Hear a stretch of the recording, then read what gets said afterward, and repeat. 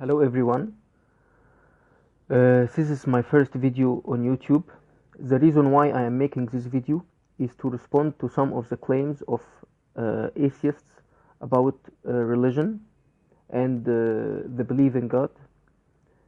Of course, I won't be able to address all of their claims in this short video, but I will start off with something very basic that atheists always repeat. They always say that the burden of proof lies on us, the believers in God, while they don't have to provide any sort of proof or evidence,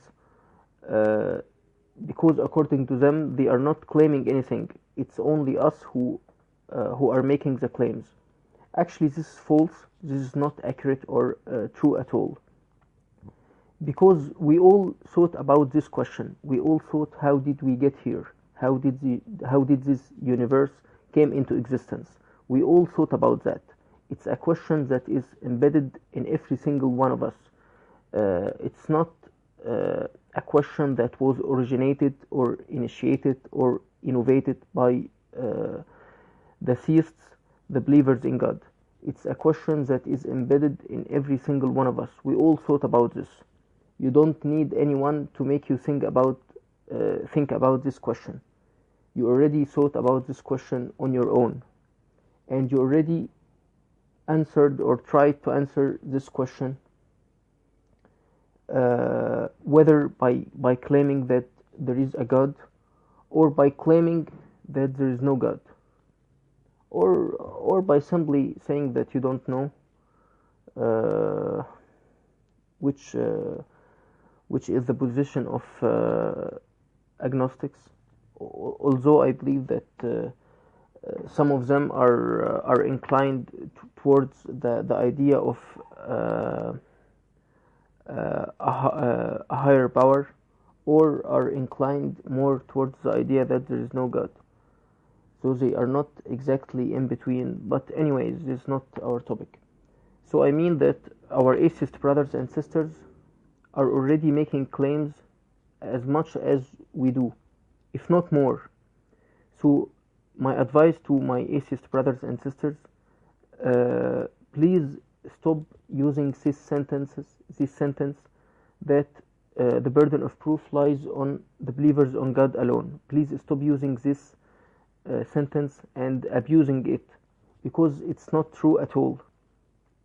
We all know that the majority of people throughout history have been believers in God. We all know that. So if we're gonna play this game of whom the burden of proof lies on, if we're gonna play this game, so the burden of proof lies on you more than us, more than it lies on us. Because, like I said, the majority of people have always been believers in God. So you are claiming something against what the majority believes. So you have to provide more and more proofs to convince them that there is no God. So actually, if we're gonna play this game, personally, I believe that we are both in this together. A theist or an atheist, both of them have to back up their claims, and they have to provide any sort of proof. I believe that we are both equally in this together. But if we're gonna play this, if you want to play this game that the burden of proof lies on the believers on God alone, then if we're gonna play this game, then it lies on you more than it lies on any theist. I would like also to say that it's not just the fact that the majority of humanity have always been believers in God. I also believe that it is logical, because we never saw something sophisticated coming out of nothing.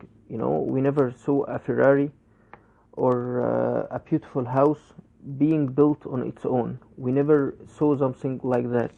Even a pen, even a pen has a maker. I know that there might be a genius now who is watching me and thinking, oh, look at this primitive and stupid guy with these primitive examples. Dude, you are the primitive one. You are the primitive one. Because what I'm saying is logical. You can't claim that the universe came on its own through evolution. Evolution is not a creator. Even atheists like Richard Dawkins, who hate religion with every single cell in his body, even Richard Dawkins admits that you can be a theist and still believe in evolution. So evolution is not a creator on its own.